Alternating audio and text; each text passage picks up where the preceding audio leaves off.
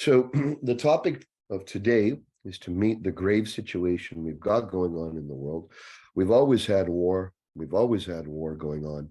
And now it seems that war is being exasperated. Of course, we've got the Israeli-Palestinian conflict that's just blowing up in our faces right now. It's causing so much pain and suffering right down on the ground level. And obviously the ripples are going wide across the world and have grave consequences if we all hop on the emotional bandwagon of them versus them. It only goes down even worse.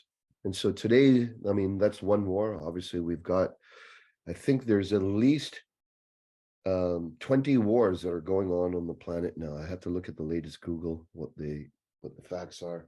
Obviously, we've got the Russian Ukraine conflict, and those are just the big ones that we hear of. Many of them are on page 20, 30, 50 of newspapers. If you hear about them ever at all, it tends to be that the people who are being blown up who are darker are the ones who less get airtime. I don't know why that is. It just seems to be the way it is. And so, because as a world, we tend to, unfortunately, have a value system of lighter skin tends to be the ones that get more press and more airplay and more time. You might not realize that coming from different origins and cultures, but definitely us with a little different shades, we experience these things. And so today I really want to dive into what can we do as wisdom holders, wisdom keepers, those who hold a heart of compassion for the world, for the bigger picture. What can we do to really support the situation with practical, usable, applicable wisdom? Of course, it's more than that. It's way of being, way of thought, way of feeling. I love what we shared today become of real potent value for those who are listening, who are in distraught, wondering what to do, who are seeking people like us who have had experience in life to share. So can I ask everyone's deepest offering today, more than ever? Set aside any personal agenda. I don't want to hear too much about how you feel about this, or how I want us to feel into what is our heart around this. Thank you, Satan. It's such an honor to be here with all of you, and people I know and people I don't yet know. Thank you for your work. It's felt in known and unknown ways. I reached out to Satyan this morning. I was on in the original Wisdom Keepers Council, and I'm glad I did. I think what I'm compelled to share, that perhaps is obvious or not, I'm so present to the need to host nuanced gatherings and nuanced contexts for people to be able to both think clearly and feel richly. And I didn't come prepared with anything that I felt I needed to say, but I got off the phone with a beloved friend, a man named Mikey Pauker, this morning, who called me out of the blue, who's a very out Jewish musician and Zionist, and in a strong way for anchoring an Israeli homeland. And I think at the core of the opportunity here is to find our own ways of voicing the pattern of everyone coming home together. That there's a piece in that is exploding through the Israel-Palestine context, which are two oppressed peoples, and the dynamics of a very complex geopolitical, socioeconomic, the distinction between Hamas and Palestinians frame, that also gives us an opportunity to get down to root trauma of disruption from homeland. I was kind of, Satyan, I was kind of like sitting here going, I know there's a full circle here that I'm not sure what it is. So forgive me if I'm being a little circuitous, because I'm touching into, I dropped out of the Wisdom Keepers book because I was really struggling with the transcendence orientation of the narrative. And I really believe that foundationally to creating peace on this planet, we also have to, not either or, but we also, as we come into this place inside where we are the same, That was such a beautiful invitation, Bhaskar. Thank you. That we also come into the objective reality where we each have a body that needs to ground in place, and that it is the disruption from place and the relationship with place that is recapitulating itself continuously through these wars. That is a disruption with our relationship with the earth. It is a disruption with our care for the intersubjective reality of other people and water and bird song and forests. That is a disruption of indigeneity over and over and over again. And that is playing out so poignantly through the Israel and Palestine conflict is very obvious to me. I look at things through the lens of where have the disruptions rigidified in this trauma that we don't even have a name for most of the time, which is the loss of homeland or the trauma of place. And so I bring that in humbly to this circle with supreme gratitude for the wisdom here. And to marry the language of here-ness with the language of now-ness, to marry the language of home and place with the language of transcendence, to marry the language of relationship with the language of individuality and self-responsibility. These feel like very important principles at this time. Thank you. Oh, thank you. Timothy, please come on up and then please take your time. Good to see you, brother. Good to see you, brother. Tēnei te mea te kia tātou ko hui mai nei, tēnei rangi. Ko kare koutou e mōhio ana he aha au ko kupu e mōhio ana koutou ki te rongo o taku ngā kau. Kia ora ua, I'm Timothy Pahi Umatakarangi is my title as a tohunga warrior priest of Uenuku, and also a priest of Rongo, which is the god of healing. And Rongo in Māori means to hear, to feel, to absorb. And we were talking about how we communicate through our presence and our sound that we have. And with the kōrero from our group that I got from it was how in every issue that we have in our lives, there is always something that is bringing it together for a reason. There is some kaupapa or some theme that comes out of even the most greatest tragedies. And the seekers that look to enhance that even through all the darkness that comes with it, and to what seed can you take and plant it in the ground to grow for the future. And in our custom, when we pray, when we karakia, we call it, or taku, we don't pray to change the gods or the goddesses, because if we could do that, we would be the goddesses and gods. We pray to change ourselves.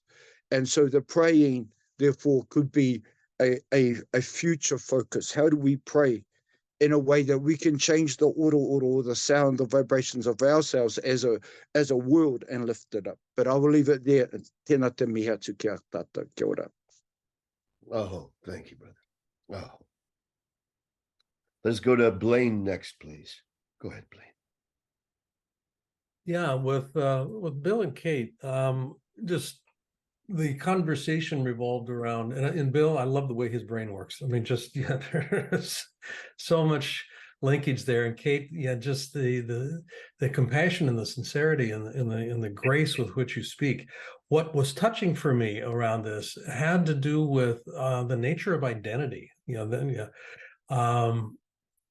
As far as I can tell, the cause of any strife on the planet is born out of, we have preferences for things to be this certain way, and when they aren't, we get all wrapped around the axle. And those preferences are born out of identity, learned identity over time.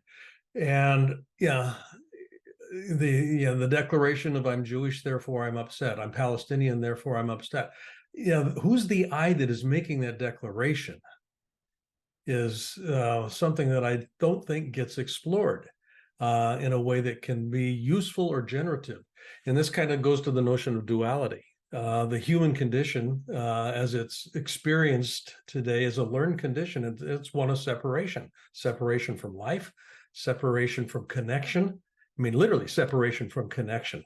And I was doing some reading today, Neville Goddard, and I came across this phrase that I absolutely, actually my whole meditation this morning was on this.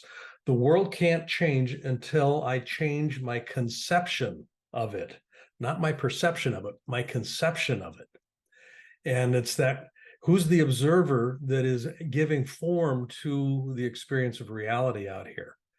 So when I can begin to separate from my attachment to an identity, it makes room for a greater connection to actually be present. And I can become far more tolerant because preferences will disappear at that point in time as well. So that's kind of a summation for me in my listening of our conversation in the breakout area. Thank you, Blaine. Oh, very good. Andrew Resmer, please. Thank you. Yes, in our conversation, my contribution or lack of was the confusion about this drive that we have as humans, drive to individuality and community and believing in something and devoting ourselves to a value system or religion or way of life and willing to fight for it and kill for it and die for it. And I have personally witnessed that when I spent some time in Middle East, including Gaza and Palestine. And I don't know if there is a solution. The only thing that I'm offering or I'm inviting, I've spent over the last 3 years and almost $500,000 in creating an app for meditation. And the difference between the apps that are out there and this one that I'm building is that it's about doing it together as a group and meditating on a shared value or meditating on an intention. So now I was able to contact James Twyman, who is considered a peace troubadour. He used to go to Middle East and collect Palestinians and Israelis and create a peace circle, holding hands and praying for peace. We've done something similar here in Vancouver. We had 1,000 people, and Satyen was one of the speakers at that peace circle with James Twyman. And over the next few days, we will try to get a few thousand people together online and create a peace circle to put our intention into kindness, compassion, understanding, love, forgiveness, and embrace those values instead of the values that lead to war and destruction. Thank you, brother. Thank you for doing the good work and spreading consciousness and oneness and bringing people into unity with your platforms. Oh, thank you.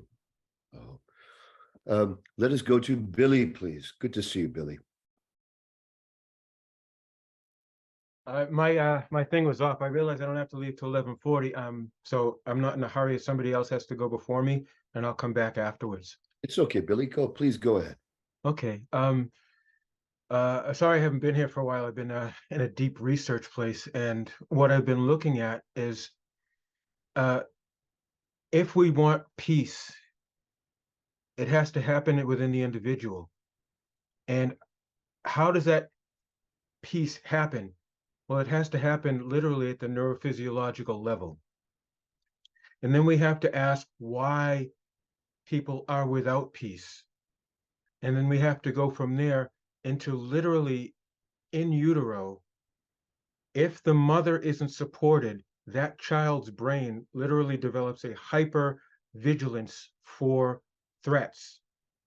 And because of that hypervigilance for threats, it's much easier for that person, whoever they are, to then go off into what's called strategic adaptive defenses. In other words, as Hafiz said, forget everything everybody does. Everything is a cry, please love me. Or the other side of it is in addiction counseling, we understand that all lashing out is acting out and reaching out.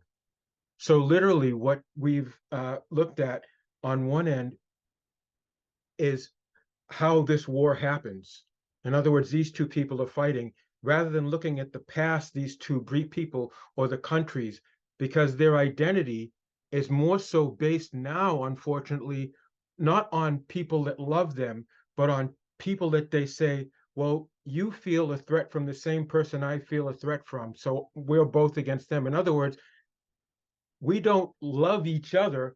We just hate that person because that person is seen as a threat.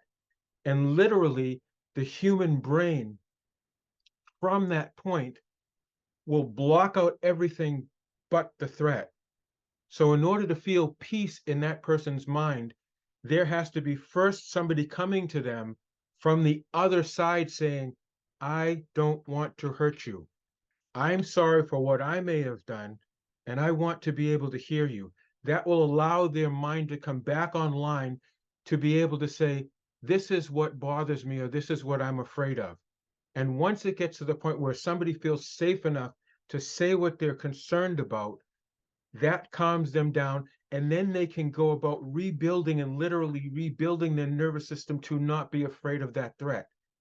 Then peace can come. Because until then, and this is anybody who's ever been born, everybody who's ever breathed. Basically, if we look at people like Buddha and Jesus, they calmed and healed their system. Any religion, all that stuff is out the window, because all any religion has ever taught was to heal the nervous system. And then every time we look at a Buddhist statue, if we, instead of looking at them from the outside in, we have to look at them from the inside out. And if we look at that, then we say, well, why is that person with the gun not able to be that? What trauma did they experience? What are they not able to share? How do I get that person to sit down with me? Or how do I get these people to sit down with me to explain what their pain is? And only then can they start their brain, the part of the brain that's conscious, to go back and begin to heal the unconscious parts that are driving their life. So that's what we have to do. If we can, set up situations where because we men, believe it or not, are much more susceptible to trauma from birth than women. And unfortunately, because of testosterone, we're more capable of being violent, which we see. So if it's possible, we gotta take better care of the women on the planet, acknowledge the feminine energy, because that literally is the part of the brain that Buddha developed, that Jesus developed, that Krishnamurti developed. Every single one of them developed that right brain that they know to be 93% of our communication. And only when that happens, when that feels safe to communicate, can we have more peace on the planet. So. Oh, Billy. Thank you, brother. Well expressed from the heart. Oh. Okay, let us go next to Evelina, please.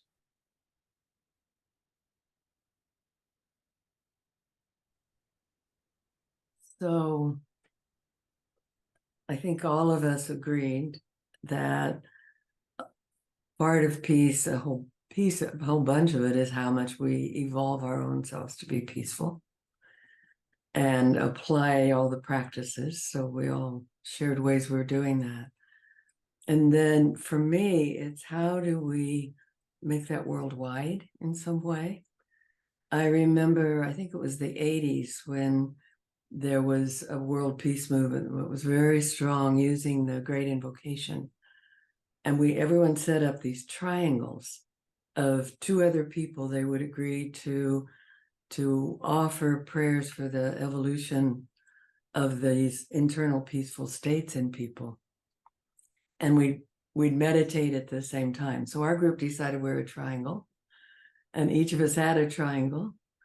So if we just set a time that for us it was noon Pacific, that we tune in, and to me, it's saying to spirit what we want instead. And I do this also when I do tune into the news. I want to say, no, we're calling for peace. Come on, divine intervention here. This species needs to learn how to love each other, to love self, to be willing to communicate needs directly. we want to dissolve war as a coping mechanism on this planet. So to me, that's a practical thing I can do from my seat. And if people wanted to add triangles to this triangle, what we were seeing then was setting up this web of triangles all around the globe. And there was a time I could actually see it. It's not in place now, but we could recreate that so that everyone's prayers are linking up to each other. And the light workers are, you might say, creating this web of light in enveloping the earth. Whenever I finish a channeled reading, the last thing we say is, we call upon the realms of light to bathe this earth with scalar waves of love and light, waves of grace that awaken the divinity in all beings. And I think that's where the solution happens. That creates a connecting to who we truly are in our authentic self. Thank you, Evelina. Bless. Thank you. Let's take a breath. We'll go to our brother here, Jameson. Go ahead, Jameson. You're quite close to down there, so why don't you share what's going on? Yeah, so as you know, I'm in Turkey 9 months of the year, so I've lived through quite a lot of terrorism, bombing, military coup. Had a great session with Kendra and Bashka. They were amazing. I loved listening to both of them. Bashka was saying about how we need baseline values to rediscover our humanity as a collective whole. And Kendra was saying that we're an element of sacred nature, and we've got to live in the understanding that nature is our inner essence and return to it with a reverence.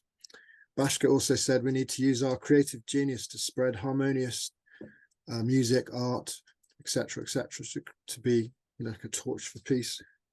And Kendra talked about the satisfaction of the heart.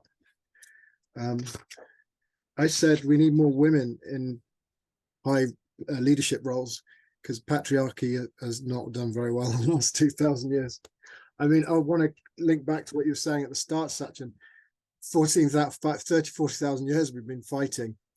The human being is the most violent animal on the planet, but now we need to evolve.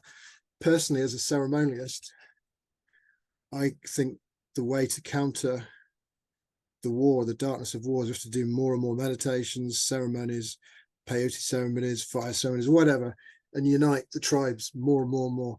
I get caught in the toxic nature of social media. I come from a background of family, ex-soldiers. My father was a weapons designer. My nephew trains as a tank driver, trains Ukrainian soldiers. I get drawn in because it's very, very personal, but I try not to, because I know that the social media sphere is where the war ground's happening more than anywhere. And we need to fill social media with universalist content, so the young people can see short videos, inspiring quotations, memes, full of what we're saying now. And that's one of the battlegrounds that we need to take on board for peace, because it's so easy to get drawn in. I've been drawn in the last year I've been drawn in so much, and I've stepped back. It's very difficult because I've got 5, 6 friends in Ukraine. Some are joining the army. But yeah, social media is where we need to go. Education. Very potent, brother. Thank you. Oh. Okay, let us go to Kendra, please. Thank you. I feel blessed to be in communion with you all for this such an important topic, and all of what's been said. And I'll add to that, you know, the coming home that's been spoken to is what are we rooted in? Where do we derive our sense of safety and core knowingness of our all rightness? So I think there's an education of transcending our survival consciousness and moving into a place of plenty and knowing and feeling the certainty and the confidence that we're all provisioned for, rather than vying for, you know, our place, or fighting for, warring for even just our basic needs to be met. I think that this recovering of and remembrance of our connection with the web of life, with nature, a reverence, bowing in great reverence and respect for nature as our source and as our expression of our essence. I'd also like to add that a normalization of feeling and being in the heart as a strong place rather than a weakness, being sensitive as if it doesn't have some level of validity, but to continue to open, and creating spaces for grief, to really be in our grief, to wail, to keen, to scream, to be in our holy rage in a beautiful way. I think we need education around the shadow and the dark side of life. What of that is actually the dark that has the malevolent intent, evil intent, versus what is that of the dark goddess, the integration of our own shadows. Where am I at war with myself? And I would add to that I think we need to educate people about Wetiko, and the forces at play that are feeding the propaganda and the actual food that certain forces are getting from keeping people's nervous systems dysregulated and activated and traumatized.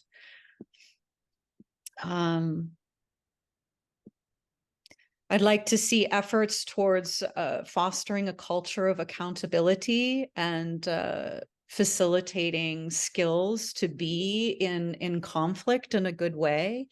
How does conflict actually give way to greater creativity and innovation and solutions?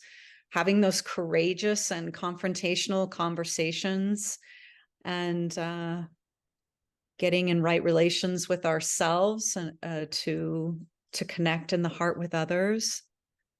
And lastly, for now, to bring more nurturance of the feminine and the goddess, the love of life that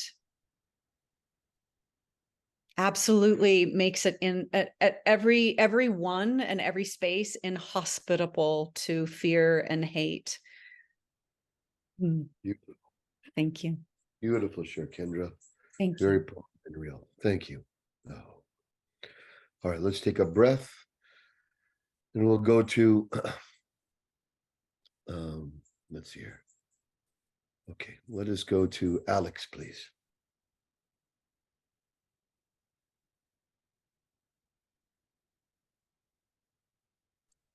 I would get there.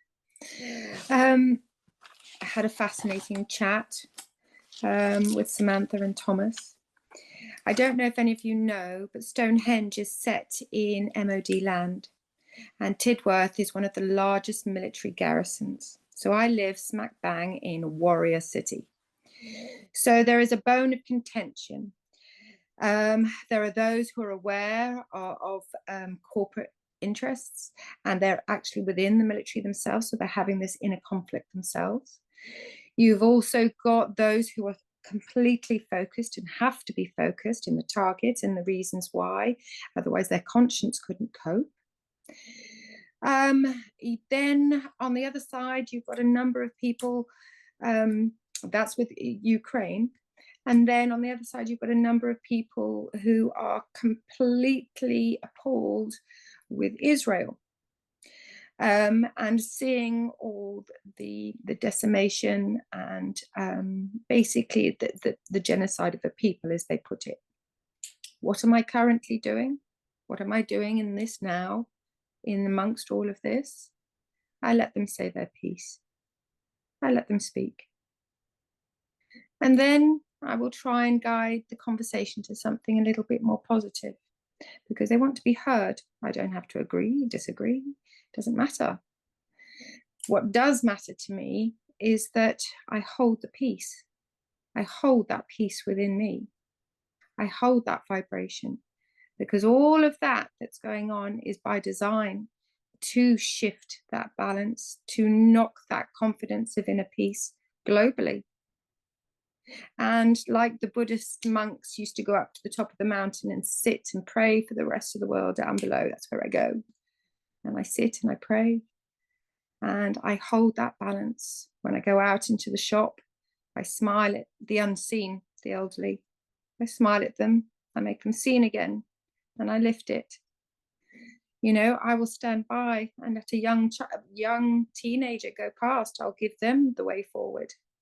Make them feel stronger, make them feel important and seen. So I think the key here is to let people be heard, let people be seen, but hold your own inner balance, because you can be rocked with their emotions. You can be swayed. We're currently doing a lot of, I don't know if Thomas has mentioned to you, but we've just made a landmark, a change in history, really. We're now shifting the time of when we do our meditations at Stonehenge. And a lot of the work that we are doing is holding the peace. And my group are a particularly hardcore bunch. They're travelers, off-grid people. So they're pretty, you know, strong in themselves and in their own convictions, but they hold that presence because they believe in the ideology of peace, and it begins with you. Beautifully expressed, Alex. This is all something we can hold in ourselves. Thank you. Okay, let's go to Brother Vinod.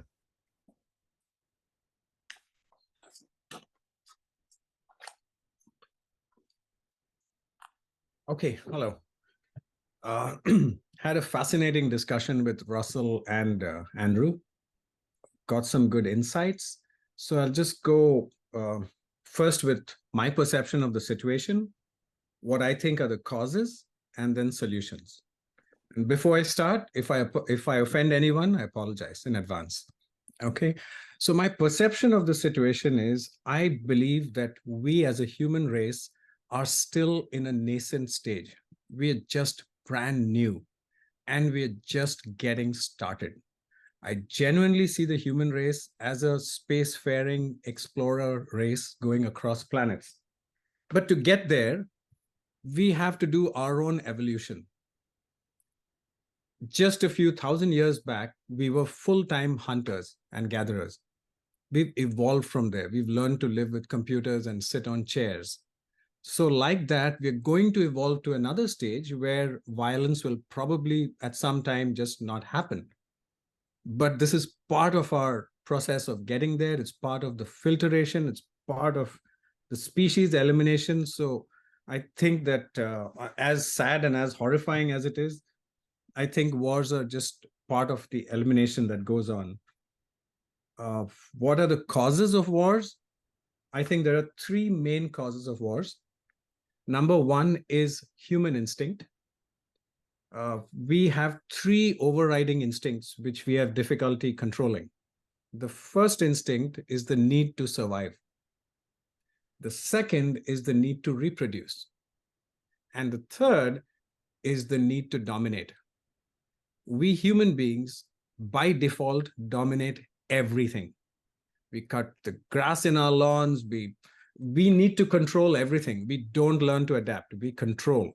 We even control each other. So this third instinct of needing, I won't say wanting, I'd say needing to dominate is what you see in human beings from the youngest to even older levels. You know, kids fight with each other. There are wars. There's people beating each other up, racism. There's domestic violence. It's all just part of this instinct to dominate. That's the first cause. The second one I already said was evolution and filtering. The third cause, I think, for this kind of wars and destruction is mass stupidity. I think people are just stupid. So these are the three main reasons I see. Solutions. Okay, I have a few solutions which I consciously work on at my level, and I'm open to any kind of input or modification. So my first solution is for those people who think positive all the time, I'd suggest you stop thinking positive, stop thinking negative, get out of that pendulum effect where you're on one side, where you have to go running here or you go running there. Start being intelligent. When information comes your way, instead of seeing which party it's coming from and whether you should jump into a group, start promoting intelligence. That's one. Second is, I'd say, please get rid of religion completely. Abolish it, replace it with mathematics and physics. I think people will do a lot better. Discussion groups. I personally moderate and run a philosophy salon in Victoria. We meet every alternate Wednesday at the Bent Mast. We go on for about 2.5 hours officially, and then we go for another 2 hours after that from into the night, where we sit and discuss these kinds of subjects openly. We started with about 7 people, and we are already running at about 35 right now. So I think discussions and forums like this are essential. The fourth solution I have is that we need to become tougher. We need to become more resilient. We need more coping ability. We can't be so fragile that something happens and, oh my God, you need to kill the others, or you need to do something so extreme. So a little bit of coping ability, resilience, and I think that can come from, better, tougher training, physical training, martial arts, gives people, it just gives a whole different perception. When you have gone through some physical toughness, the things that affect you are completely different. You're not going to get offended if somebody makes a face at you, which is happening right now. Or you're not going to go and, try and cancel somebody because they said something that you don't agree with. So we need more coping ability. We definitely need more resilience. I would suggest meditation and other calming things, looking inward. These help like crazy. And I think once you're done with religion for good, replace it with things like physics, maths, and every person should have a value system, a solid value system. And that value system should include your own personal values, and they should include certain species level values that you will follow. So these are the thoughts I had, and things that can help us would be technology. Technology doesn't understand happiness or sorrow or color. It just works. So I'd use technology as a limb, like we are doing right now on these Zoom calls. Awesome. Thank you, Vinod. Thank you. Very clear and very precise and very usable. Aho. Thank you, Vinod. Let's take a breath. Let's go to beloved Bill, please. Go ahead, Bill. Hello, is this working now? Yes, Bill. How wonderful to follow that, Vinod. I agreed with the most important things you said, which is that we need math and physics and clear thinking and principles. And that is literally, when I was in my early 20s, I made an up-down decision. Was I going to have a spiritual path in which the world of science was just part of samsara, or was I going to have a physics-based path at Bell Laboratories and ultimately a PhD, in which maybe I'd understand the brain and maybe I'd understand religion? Good news is, if you pursue the physics and math all the way to the Antarctica of pure theory, and if you treat the flow of information through space and time, just like the flow of gravity waves and electromagnetic waves through space and time, if you're resolute with only doing the math so that the laws you get would apply anywhere in the universe, on Mars, to non-carbon-based life forms, you don't need evidence, then you actually get to understand how human brains work, how you resonate, what it means to dominate and why and under what circumstances, what kinds of communication nurture us and which kinds of communication undermine us, why wars emerge, and maybe even the technology of reconnecting ourselves to our own bodies, like Billy said, and to each other, like we all said, so well that we can kind of make wars evaporate first in a small location and then in larger and larger rings. So the laws of those physics and mathematics really do offer an incredible opportunity for all of us if we know the constraints on our nervous systems and we know how they actually operate. That's the big good news. And the short answer is all our brains have ever done is run our bodies. 500 million years ago, our esteemed snake, our worm ancestors suddenly gathered a bunch of neurons and put them in a box at one end, and now they could undulate. So the difference between flailing and twitching on the one hand and undulating through the water at hyperspeed on the other hand, that's what brains do. They make maps of space from a bunch of pulses, they wiggle a little and they repeat, and they breathe. That's all they're supposed to do. They aren't even supposed to remember. They're certainly not supposed to communicate with symbols, which are clunky categorical things which need recording and looking up and estimating. And it's still a crappy answer because people don't always agree what they mean, and somebody's trying to muck up the communications channel. So when you do the bandwidth numbers, even, let's see, written communication of any kind sucks. Digital written communication sucks even more. So I'm sorry, we do not need technology. We need to toss it. Our nervous systems worked fine before the cave walls had symbols on them, which reminded us of rhinoceroses without actually being real live breathing things. So the love we have for caricatures and simplifications and our ability to make them with our hands and now to automate the making of them with ChatGPT, all of this man-made stuff is dazzling our nervous systems and undermining the connection we need to appreciate life, appreciate ourselves, and solve the problem of killing each other. So with those as the stakes, we need to use the mathematics of this process, the mathematics of how ultrasonic vibrations and subsonic ones all together, multi-scale, evolve and connect people in a room, or a forest, even better. So a forest is a forest. You don't need to build one, although you can make approximations when you get the acoustics. The Machamandir meditation space in Auroville, India is a wonderful example. It's a perfect physical container, visual container, social container. The intention is perfect. That's a great place to start. Notre Dame might be a good second. There are places where it has the right sound and the right intention, and humans can ring like wine glasses.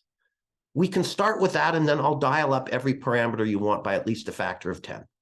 I've developed the technology over the last 6 months. I just need to be invited by a group who knows what to do and is trying to bring people together, because that is where the ultrasonic connection, that is where the ultra high bandwidth resonance we're born for, will solve the problem with our collective mind. But if we are pumping our intention through Facebook and letting it decide what our intentions are and how to interpret other people's intentions, we are not going to have the coherence to be human again. We need to get in 3 space, and I'm looking forward to doing that with some of you, maybe in the next week. But that is where it is, because in 3 spaces where we have the bandwidth we can use. So that's my proposal for ending war. Thank you, Bill. Oh, very crisp. All right, let's take a breath. Let's go next to Russell, please.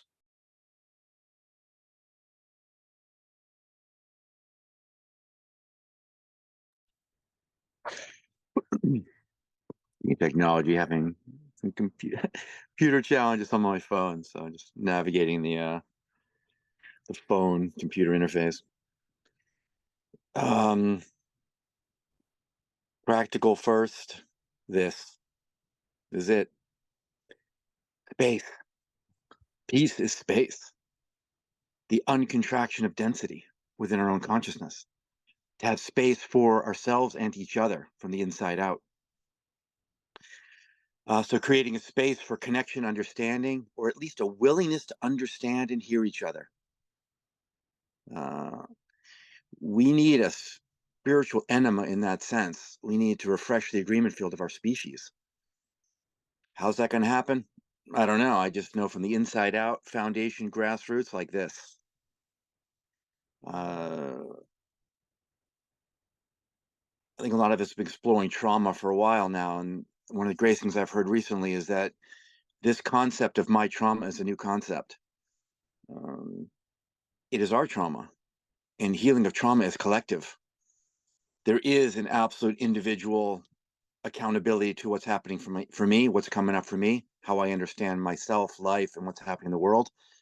And that is absolutely in relationship to the greater whole. So my trauma in this sense is the collective trauma if I'm deep enough and willing to feel.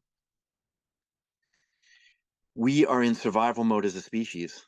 I think my new brother Vin there, nascent stage. Absolutely. We're in survival mode. And I think some things need to be named, and creating a space where we can make space for each other to really hear and go down that rabbit hole of what is the deepest cut? Where have we gone offline? Where is the most crucial collapse within our consciousness? And I feel that it really is that we don't understand each other. We don't understand ourselves. We don't understand where we're coming from. So it's in a sense, it's a precognitive place. We're not feeling each other. There's a density which allows us to go mine. Not yours. This is mine. Well, what do you mean by mine? The spiritual enema piece, as the spiritual wound, if you want to call it that, is we don't own anything, yet we somehow feel we do. And we don't understand the fundamental generosity and gift of creation, that we were blessed with this, but somewhere along the way, someone somewhere somehow went mine, not yours.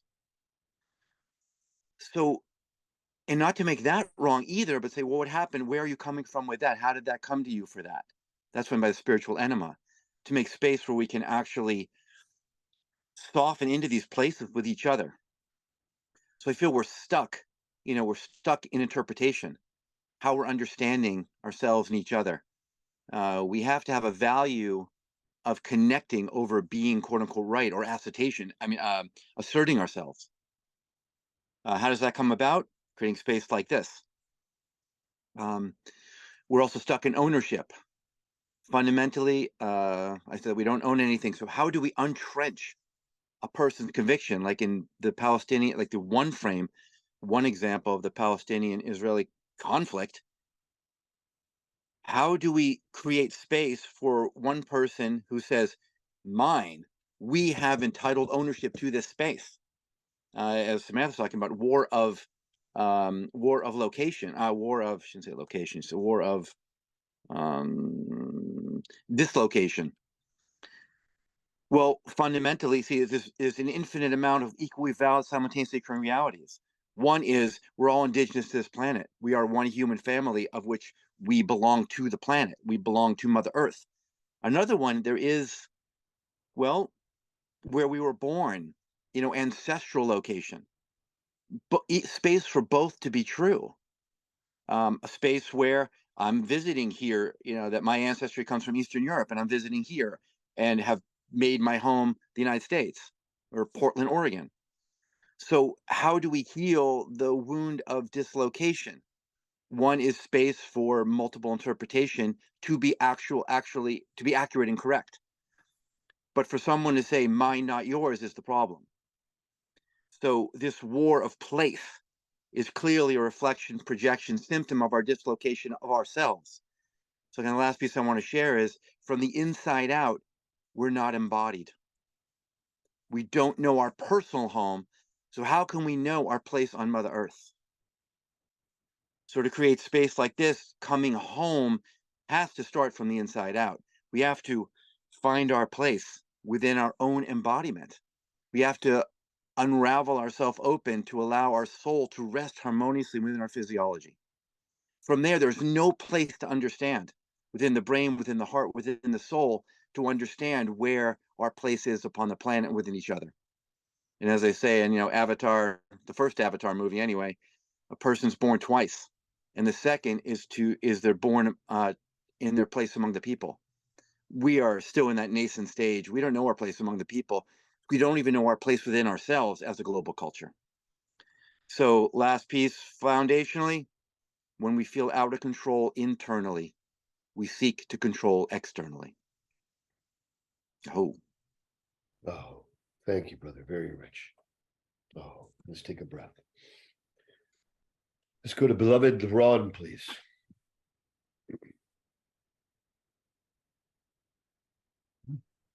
Hi, everybody.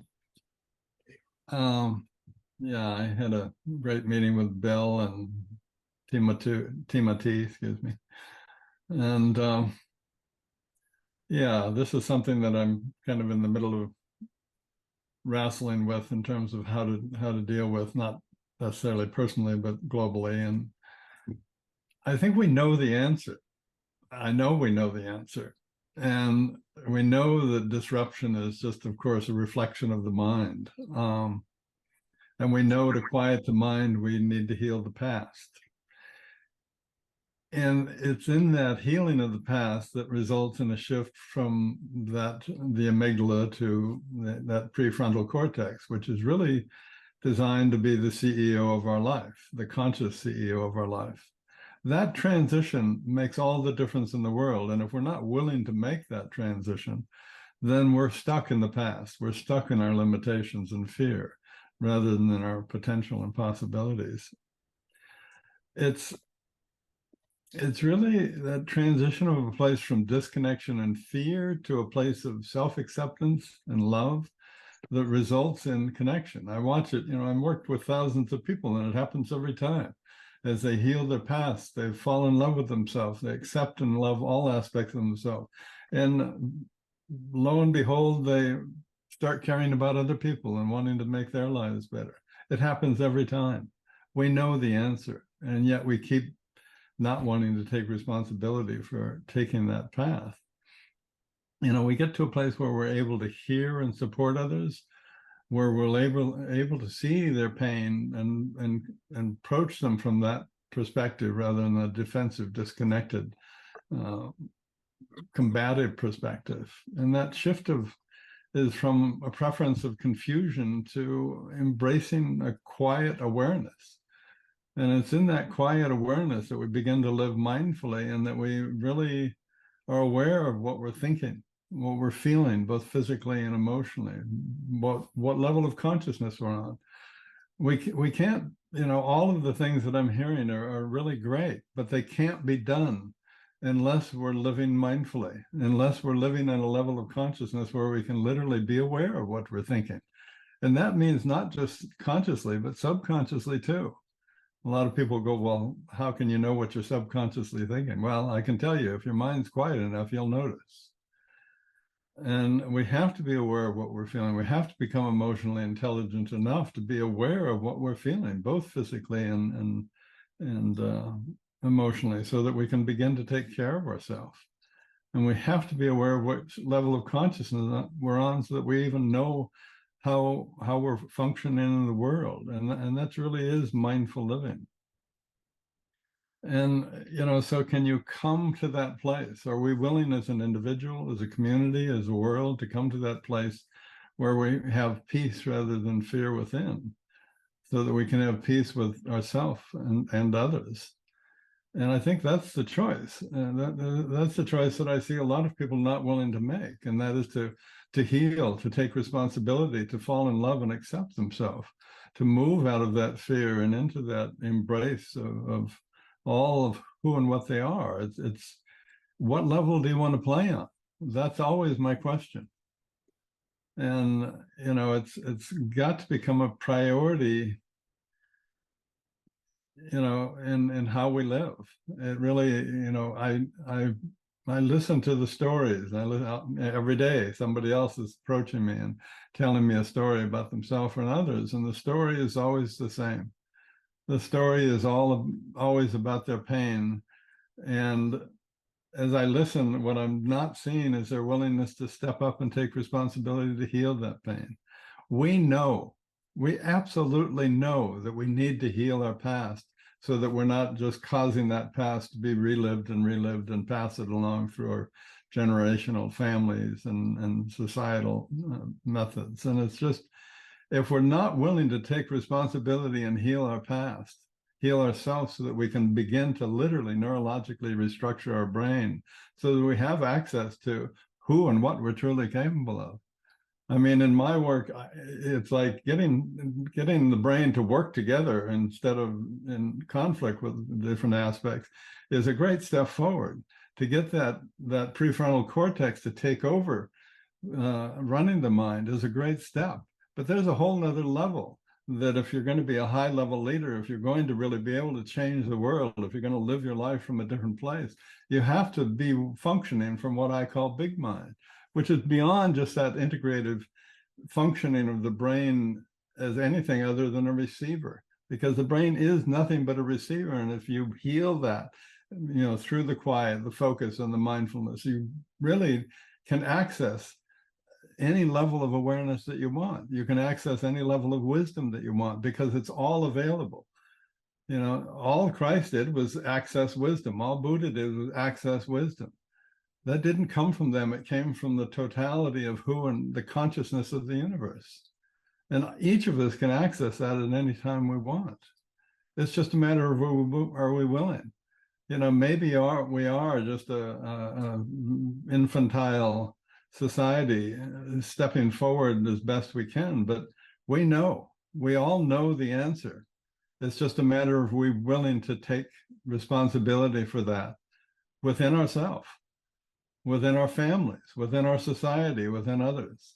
I hear a lot of great conversation about what we can do, but until we do that, we can't do anything without any lasting effect. We know. So, thanks. Thank you, Ron. All right, let's take a breath. And we'll go to Brother Jim, please. Go ahead, Jim. Jim Seymour.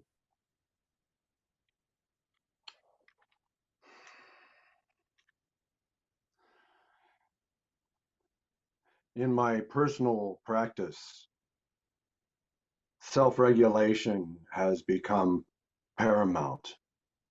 And as I heal myself, as I make peace with myself, as I accept myself and forgive myself, I'm able to hold space for others one-on-one in my sessions without being triggered.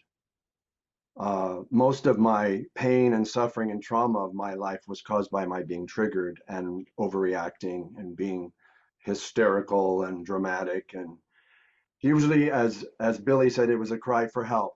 It was a cry for attention and love. And in my work, I use a lot of analogy because it transcends trigger words. When I use analogies, people can relate to them immediately. So my work involves watering the root, putting water on the root. In the world today, everyone's running around watering the leaves. Unfortunately, the leaves aren't designed to receive water. They receive sunlight and they do photosynthesis.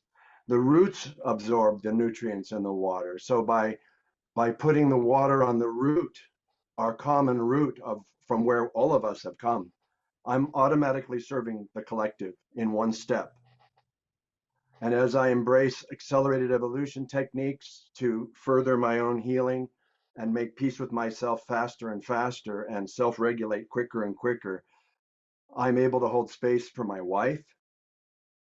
Therefore, I create peace within my marriage, which creates a peaceful household for those we invite in. That peace spreads into my neighborhood, down my street, in all directions.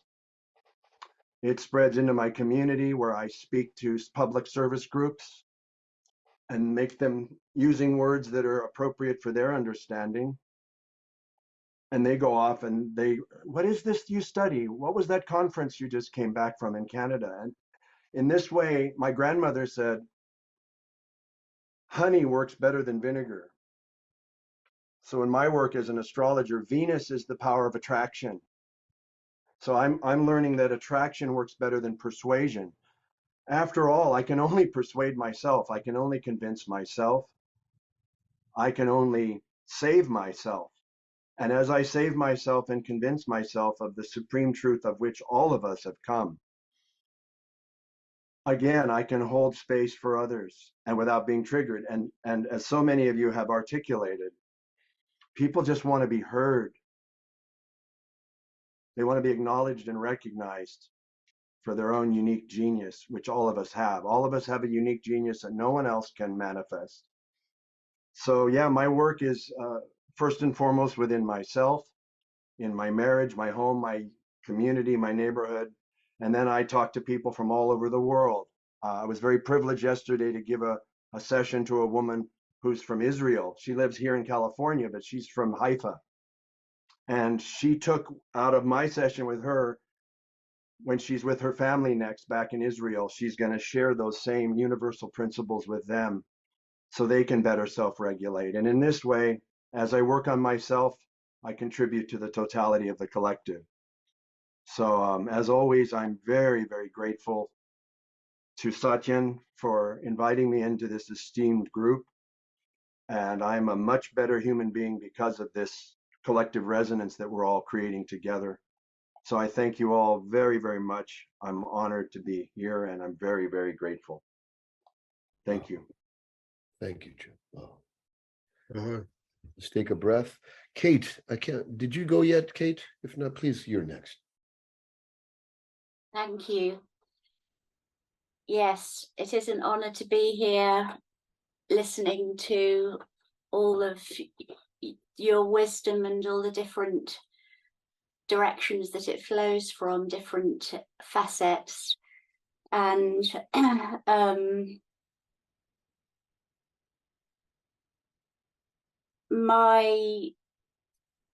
what emerged from when we were talking, were talking before with Bill and Blaine, was this sense of belonging to the earth, belonging to Mother Earth, and how my experience of that has shifted into understanding that at a biological level, my bones literally carry the signature of the soil and the water of where I grew up and where I've lived. And so that I literally am the Cotswolds now. You know, I am carrying that, and that gives me a sense of belonging. And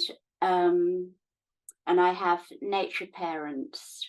So my nature mother is a waterfall and my nature father is a hill nearby. And they each have different qualities, and I draw great strength from them, and I teach this to other people. And I also find that I can link up with other places where I've lived or places that I've visited that I have fallen in love with, and create a kind of web of energy of connecting these places that give me a sense of identity and belonging. And it's it's uncluttered by all my human projections, that sense of belonging, and it helps me to navigate living. You know, now people have talked about the internet. Clearly the war, there are 20 wars going on. Satyen said it, just acknowledging that this is a harsh environment that we're living in right now. And so for me, connecting with the nectars of nature, you know, the nectars, the healing energies of the sun, the earth, the water, the wind, the moon, the stars, the cosmos, they empower me, above all connecting with the earth. And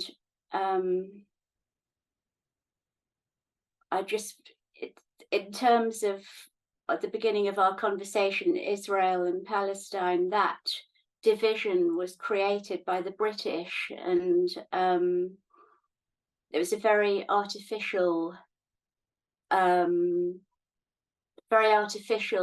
it's happened a lot with colonization and colonialism, and that is, you know, it's a source of great pain. And so I've been on an inquiry for the last year and a half, and I feel as though this is another actionable thing for we white people, is to really look under the lens and look at all of that privilege that we've grown up with and never had to question it, because we've just been given so much power simply by being born with a white skin, and how easy it is. Even when I was living in London, multicultural, diverse, I never really appreciated until I did a conscious inquiry into my privilege. And I feel as though that is a piece in terms of finding world peace. That is a piece, is how do I make myself safe for people of color to be with? How do I do that? And I would extend that to, you know, the relationship between men and women, you know, acknowledging that men in that balance, the balance of power has, you know, is generally towards men. And so for men to, you know, just to deconstruct a bit and understand that power balance. Yeah. And another actionable thing, which I know from time and time again, is ceremony. Because when we come together and we connect deeply with the power of Mother Earth and the cosmos, and we come together heart to heart, that really shifts us from the amygdala to the prefrontal cortex. And it's a beautiful, and then that people go away from that ceremony and take it out into their families, their communities. I think that's it for me. Thank you for listening. It's wonderful to be with you all and hear all of your words. Thank you, Kate. Beautiful. Okay, let's go to Larry, please.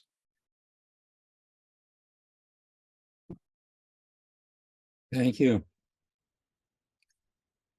I had a wonderful conversation with Evelina and Jim, and I found everything that everyone here has said has been truly profound and inspiring.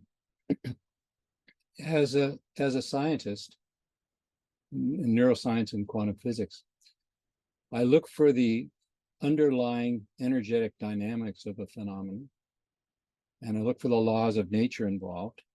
I look for what is repeatable. I look for what works, and I look for what an exemplar of what actually works. And I look for exemplars of what does not work for whatever process we're trying to analyze.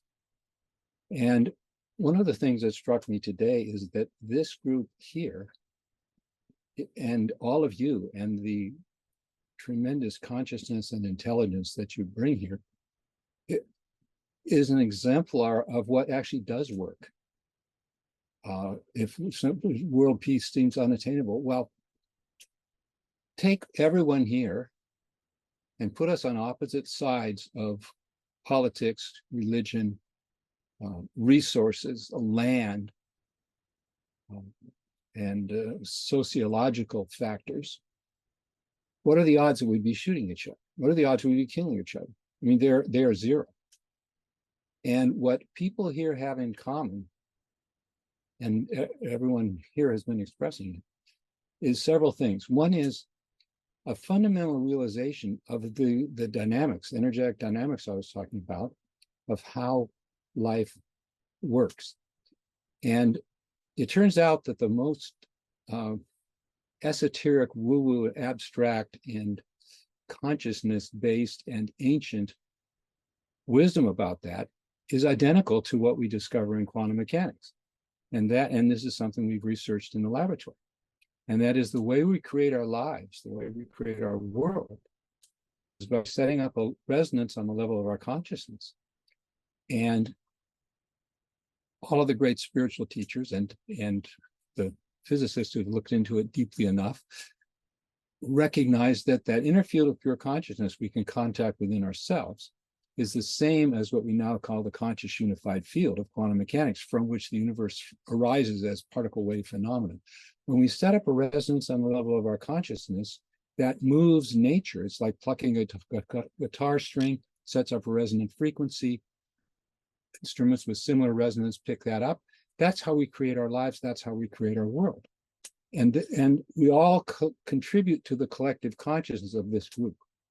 We also all contribute to the collective consciousness of the world. And one of the things that every single person here has been doing is to develop harmony in our own consciousness. And by so doing, we're actually creating harmony in the collective consciousness of the whole world. So a major, if not the major contribution we're all already doing. And a second thing which everyone here is doing, which is part of the practical solution, is to inspire and help others to take that inward journey, to take that journey of evolution, to take that journey within to the field of pure consciousness, which is also the source of the universe, and start to express that more and more in their lives. If we want a green forest, we actually have to have green trees. We can't rearrange the trees in any kind of a way, or persuade the trees in any kind of a way that's going to make the forest green. If we want a harmonious world, if we want a peaceful world, we need a world made up of peaceful individuals.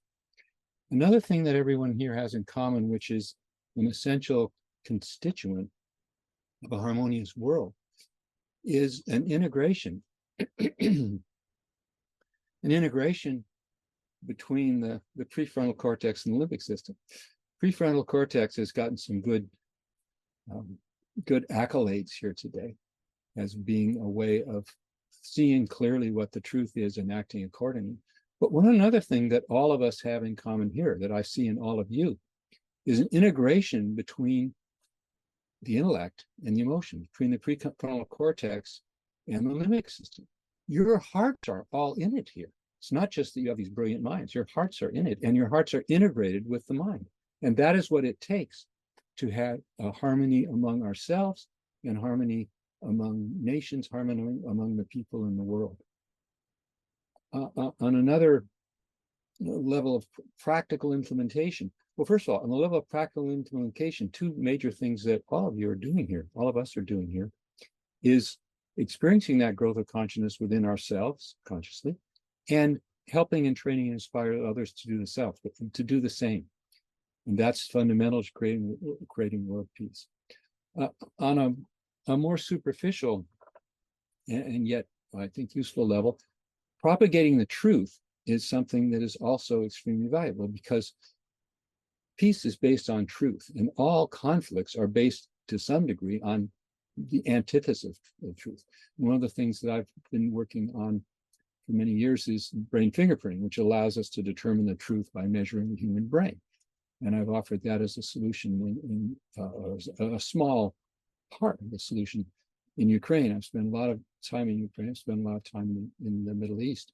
I have yet to, but plan to, offer the brain fingerprint technology for determining the truth as a solution there, because figuring out who's who and what's up and who's an innocent bystander and who is someone who's contributing negatively, or the opposite of contributing negatively, is establishing truth on that more concrete level is also valuable. However, I think all of those kind of considerations on the concrete level, considerations and arrangements that we can make, are secondary to what all of you, and I salute you for this, are already doing on the level of your consciousness, creating that harmony on the level of your consciousness, creating that contact with the divine, with or in scientific terms, the conscious unified field, creating a hologram among ourselves and contributing to the hologram of the world, and then teaching others and inspiring others to do the same. So it's an honor and a joy for me to be here with all of you. You're an inspiration to me, and you're an inspiration to the world, and you're making a concrete, real contribution to the world with everything that you're now doing. So thank you. Thank you, Larry. Blessings. Oh. Okay, let's go to Brother Bhaskar.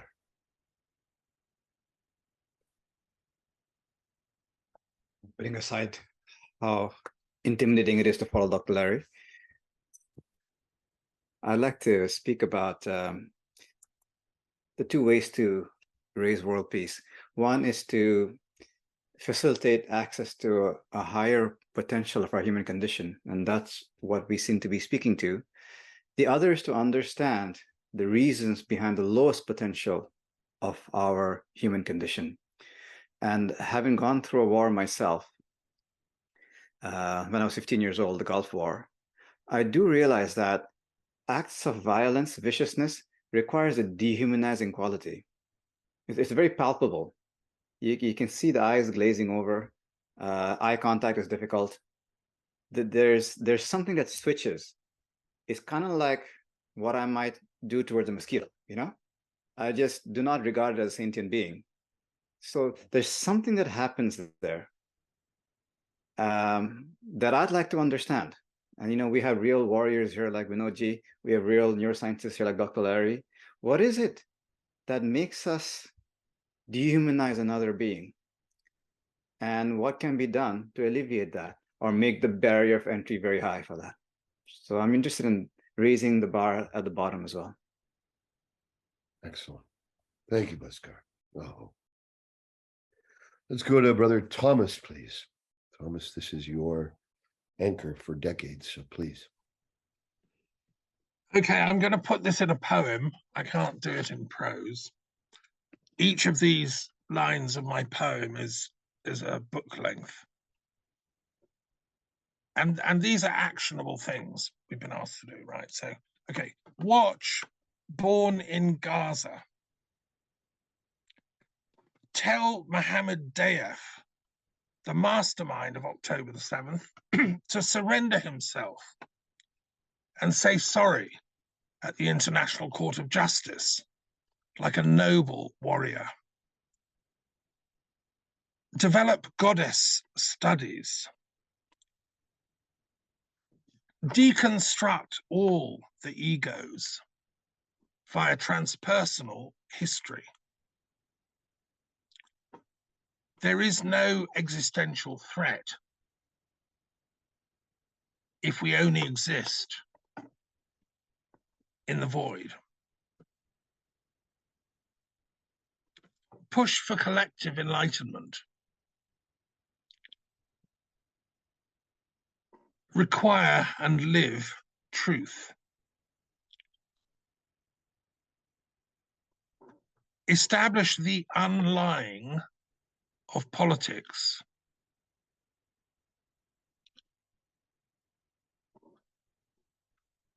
Appreciate the peace section of our Wisdom Keepers book and make it even better.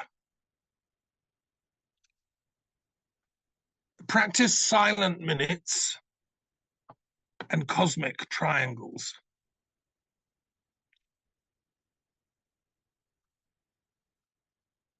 Reach out to the Iranian University of Religions and denominations. Let's not abolish religion, but realize it from within, combining religious studies and the sciences. Support the Delphic Games, the Olympic Games of the arts, music, dance, and theatre. Let's tell our stories in that context. From Facebook to Faith Book.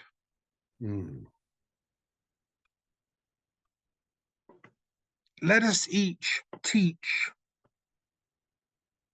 Let us put seeing back into science. Let us deepen the pacts in pacifism. Let us understand the positive of ahimsa, which is love. Studying is also steadying. The greening of education comes through the goddess teachings of the tree of knowledge. let us find epoche, which is Anikant Vada, which is philosophy, which is nirvana, which is peace.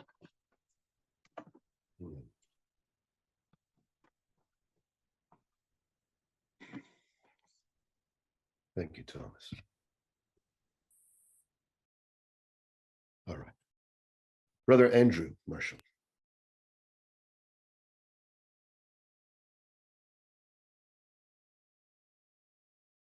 I think it's us, this kind of consciousness that we're sharing in from the hearts.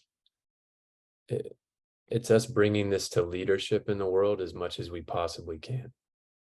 In our own ways, we each have our own ways that we serve people and our work that we do in the world, obviously serving each individual that comes to us, whether they're in a leadership position or not, is highly beneficial for the world and for that individual. But it's, you know, and that's what I think about often, what I'm really inspired about the work that Satyan does and Ron does, and many of you in this group who work directly with leadership.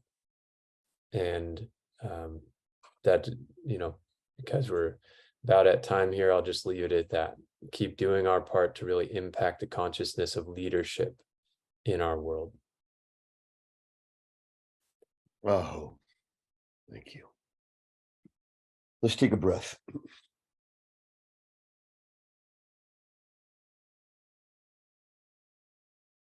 I'll summate for myself. I see that all the world's problems, all the strife that's going on is based on our capacity to close to each other. And all the solutions and all the opening and all the oneness is based on our ability to open to each other and for each other and with each other. And I was in Amsterdam the other day. I was invited to give a keynote at this biohacking conference. There was about 1,000 people in front of me, and they asked to speak on raising consciousness. And I just threw out my speech looking at 1,000 people in front of me. And I said, everyone, just screw this. Should we actually want to raise consciousness or talk about it? And everyone said, we want to do it. So I said, let's throw out whatever talk I have. And I want everyone to go around and close to each other. So we practiced the feeling closing to each other for a minute. And I said, well, how does that feel? And everyone goes, ugh, yuck, yuck. Of course, all the visceral feelings of the ickiness of closing to each other as they were walking around milling. And I said, welcome to the state of the world. We're unconsciously basically closed to each other. Now I said, let's open to each other and open with each other. So I got everyone to start walking around and saying, open to me, open with me. And so I ask all of us right now to do this with each other, with our hearts, our minds, our soul. Open with me, brother. Open with me, sister. Let's do it together. Open with me. Let's do it in your own ways, your own words, your own artistry. Open with me. Let's open together. And let's keep opening together. And let's keep opening together. And opening for each other, with each other. And let's open for all. And open to the all. And we did that for a few minutes, and the whole room blew open in ecstasy. We were in the same above, the spirit of unity. We didn't have a chance to talk, lecture, speak, or any of it. 1,000 people, from very stiff people at the very beginning of a trade show. And within a few minutes, it was blown open ecstatically into oneness. And what I got was all, if we can just start there, training people of what it feels like to be closed. Children, teenagers, adults, leaders, everyday people, and to feel like and train like, what's it feel like to open to each other, for each other, to open with each other. That's one of the cultivations and practices. Another very powerful, it hit me. Suzanne said yesterday, what's it going to take for the military-industrial complex to be more profitable during peace? That's the less than esoteric, less than spiritual answer, which perhaps might be the most potent solution at this stage of humanity's consciousness in its nascent and ignorant state, to find out how can we convince, how can we show mathematically that the military industrial complex, which profits and which pulls many of the strings behind the scenes, no matter what geopolitical thing is going on this level, at the macro level, it's being sourced and fed by the forces that make great profit, incredible billions and trillions of this. So what's it going to take to make it even more profitable for those in the industry of war to make even more profit? It sounds like a very base question, but I think we need to answer that. And when we answer that at a base core level economically, and we get that across to our leaderships in those realms, we can start affecting that force of influence of war, other than the psychological, the spiritual, the humanitarian level that we've all been expressing about. And so that's what's in my heart. We learn to continue to open with each other, share the world in the way that we all have done, what it means to be closed, and the detriment and what's it cost to us to be closed at a small level, at a daily level, at a micro level, all the way to a macro level. And to train each other in our own unique ways, and to express and demonstrate to each other what it means to open to each other when it's most difficult, to open to each other when it's easy, when we love each other, when it's kind and ever. Yes, great. But how can we cultivate the opening to each other, for each other, with each other, underneath higher levels of duress? And I think that's the work of us as warriors and sages and livers of truth and livers of wisdom. So thank you, my friends. That's what I wanted to share today. Some logistics. We will meet the third Thursday of next month, of course. So thank you for that. The topic will be love, deepening the expression, the awakening of the love within ourselves, all very related. The other thing I wanted to share with you is we have our accelerated evolution training that's happening. This is actual psycho-spiritual tools and methods of transforming reality from the inside out. You as wisdom elders are all welcome as my honored guests at no charge at all in any way whatsoever to the training that starts November 6 to 10. It's 5 days online. It's a full-on profound training. Many of you have done this. If you have any interest in all of that, speak to Andrew. Andrew will have you send a follow-up to everyone regarding anyone who wants to be part of that complimentary. This is offered to all wisdom keepers in this circle, because I feel if you have this underneath your belt, your potency as a leader will be even magnified. And our whole team offers that to you from our hearts, for your capacity and for your wisdom and for your cultivation as warriors and sages. We have Andrew, we have Dr. Larry, who's in the training, Baskar. These are all master coaches and trainers within our organization. So I wanted to offer that to you. And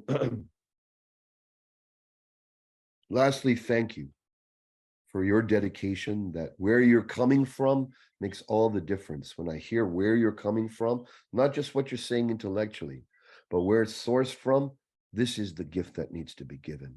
So continue. Let's stay strong in this world where there's all types of wavering. Let's stay anchored in truth, in love, in timeless wisdom, and let's be the font of that starting now, even more so, in an unequivocal way.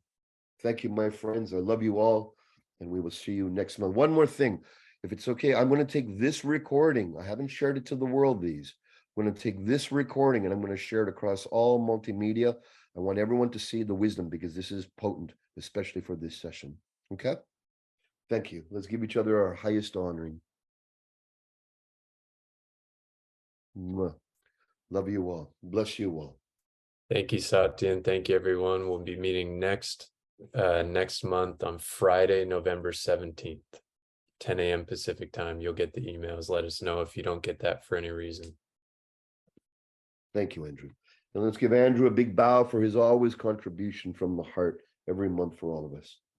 All right. Be well all. Thank you, Satya, and thank you, everyone.